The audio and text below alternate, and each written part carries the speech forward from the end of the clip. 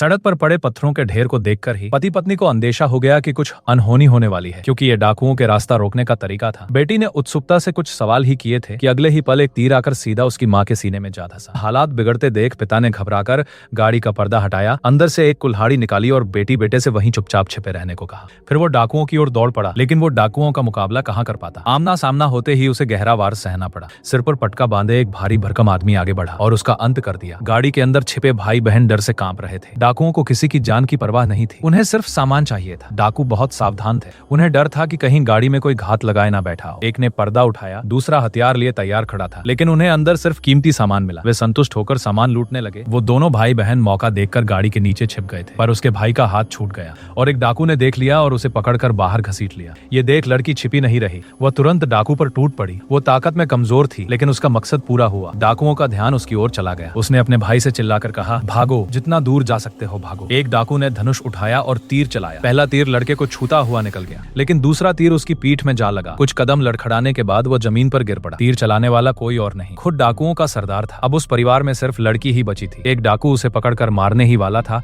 कि तभी सरदार ने उसे रोक दिया। वो आगे बढ़ा, लड़की को ध्यान से देखा, उसके दांत तक जांचे और आदेश दिया कि इसे साथ ले चलो। वे एक गहरी घाटी पार कर रहे थे। ऊपर लकड़ी से बना पुल था, जिस पर चलते समय चरमराहट की आवाज आ रही थी। पुल के उस पार डाकुओं का डेरा था। एक 5-6 साल का लड़का उन्हें देखते ही दौड़ कर आया। सरदार उसे देखते ही जैसे बदल गया, उसका चेहरा नरम पड़ गया। लड़की समझ गई कि उसे जिंदा इसलिए छोड़ा गया है ताकि उस छोटे लड़के के लिए खिलौना बनाया जा सके। इसके आगे की कहानी जानने के लिए चैनल को सब्सक्राइब करके बेल आइकन दबा दे।